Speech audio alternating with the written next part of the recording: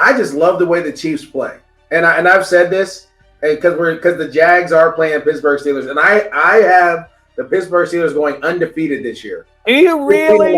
And I'm gonna tell you why. They don't play a tough game back to back until the end of the season, and that's when it's you'll be 14-0. You play the Colts, the football team, and then the Colts possibly. Right. I forget how it goes. Then they finish up in Cleveland, which the Browns might need that one. That game could be hugely important to them. But if you're 14-0, you have those last two games. You're gonna make sure you close it out. So I have them doing it. But with that being said, I say that in saying that I still don't think they're the best team in the National Football League because the way the Kansas City Chiefs, in order for them to lose, you have to score you have to beat them by scoring 40 points. And people are like, oh, you're crazy. People from Pittsburgh are like, you're crazy.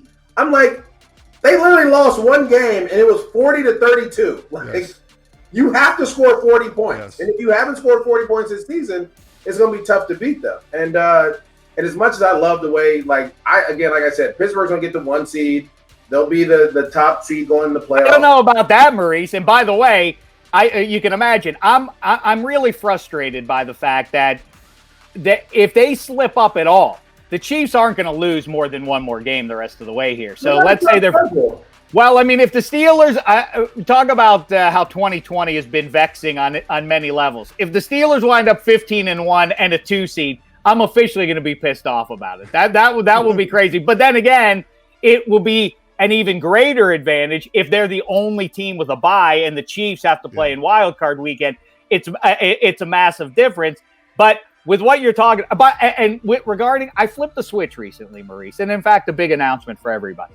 I've decided now that the Steelers do have a chance to go undefeated, and I'm good with it, even if they lose in January, because the Patriots already went undefeated and then lost in the Super Bowl, so there's a precedent. It would be cool to say we're one of the 3 teams in history that went undefeated. So I'm okay with that if that's the way it goes down. Although it would be embarrassing if they got whipped by 3 touchdowns by the Chiefs come January and they were undefeated. But still.